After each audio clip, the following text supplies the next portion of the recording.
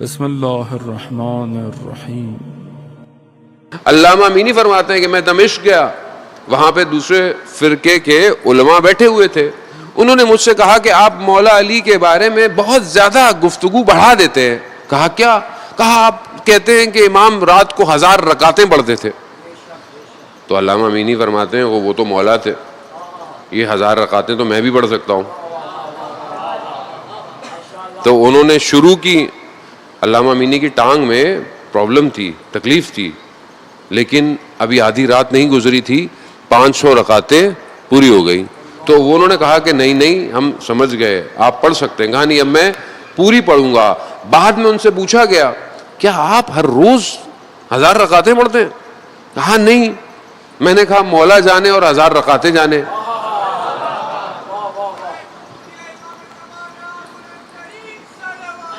اللہم صلی محمد وزان محترم، یہ جو رنگ ہے ولایت، یہ رنگ میری زندگی میں کہاں ہے؟ کیا رات کی تاریکی میں 1000 رکعتیں تو نہیں پڑھ سکتا؟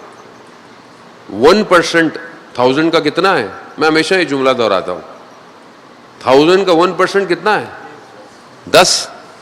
کیا 10 رکعتیں اور 1 رکعت وتر نماز تہجد نہیں پڑھ سکتا؟ میں نہیں پڑھ سکتا۔ اب یہ مولائی رنگ ہے نا، یہ تو اب یہ رنگ جب آئے گا تب معاملہ کھلے گا۔ عزیزان محترم، پروردگار نے اپنے نبی کے ذریعے سے اس لا الہ الا اللہ کو اجرا کیا ہے، اور اللہ نے اپنے محبوب کے ذریعے سے پہلا پیغام، میں نے کل آپ کو بتایا، خدا نے اپنے حبیب کو پہلی چیز ان کو ڈرایا ہے، ان کو انذار دیا ہے۔ جیسے رسول خدا نے کہا کہ اگر پیچھے سے دشمن آ جائے تو تم مانو گے میری بات؟ ان کا ہاں مانیں گے بات، دشمن چھپا ہوا ہے، دشمن حملہ کر رہا ہے۔ خوب یہ ڈرانا ہے، یہی انذار رسول خدا نے کیا کہ دیکھو ایک خدا کو مانو، شرک نہ کرو۔ کیوں؟ کیونکہ ادھر جو ہے نا پھر مشکلات ہیں، ادھر مشکلات ہیں۔ دنیا بہت تھوڑی سی ہے، دنیا ختم ہو جائے گی۔ جتنا بھی آپ کو نظر آ رہا ہے، بعض اوقات شور شرابہ ہے، دنیا کی ظاہری طاقتیں اپنے آپ کو، آپ کے سامنے دنیا کی ظاہری طاقتیں ٹوٹنا شروع ہو گئی ہیں، گرنا شروع ہو گئی ہیں۔ پاور جو ہے پوری دنیا میں چینج ہو رہی ہے، چینج ہو گئی، اچھی خاصی چینج ہو گئی ہے۔ ٹرانزیشن آف پاور دنیا میں ہو رہا ہے۔ اب دنیا کسی اور طرف جھک رہی ہے۔ اب کوئی آنکھیں بند کر کے بیٹھا رہے جیسے کبوتر بیٹھا ہوتا ہے تو اس سے تو کوئی فرق نہیں پڑتا۔ دنیا چینج ہو رہی ہے، اور جتنی تیزی سے ظہور نزدیک ہو رہا ہے ہمیں اس کا اندازہ بھی نہیں ہے۔ لیکن یہ ہم نہیں پہنچ پائیں گے جب تک ہم توحید کی وادی میں انٹر نہیں ہوں گے۔ کربلا وادی توحید ہے، ہر کوئی نہیں آ پایا امام کے ساتھ، آسان نہیں تھا۔ لا الہ الا اللہ میں آنے کے لیے انسان کو بہت چیزوں سے گزرنا پڑتا ہے۔ پروردگار نے اپنے نبی کے ذریعے سے جب اس پیغام کو بھیجا، قرآن مختلف جگہوں پر کہہ رہا ہے مطلب خدا کی طرف آؤ، خدا کی طرف بڑھو، باقی سب تباہ اور برباد ہو جائے گا۔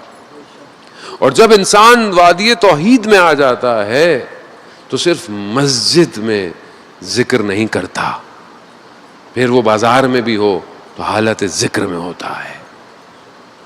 الا بذکر اللہ تطمئن القلوب، یا آگاہ ہو جاؤ، اللہ کا ذکر دلوں کو اطمینان دیتا ہے۔ خوب یہ ذکر جو ہے وہ ہر عالم سے ہوتا ہوا روئے زمین پر آیا ہے، اور رسول خدا نے ہر عالم میں خدا کی عبادت کی اور بندگی کی ہے۔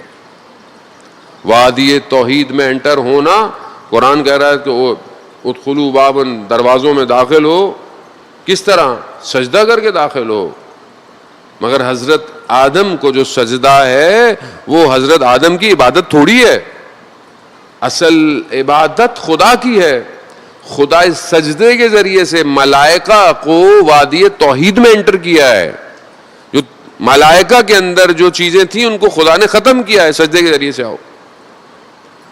سب سے بہتر مقام، اونچا مقام انسان کا اس کا سر ہے، اور سر میں سب سے بہتر اس کی پیشانی ہے.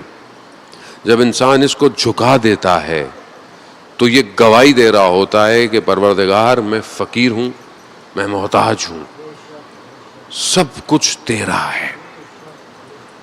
خوب یہ سجدہ بندگی کی طرف لے کے جاتا ہے.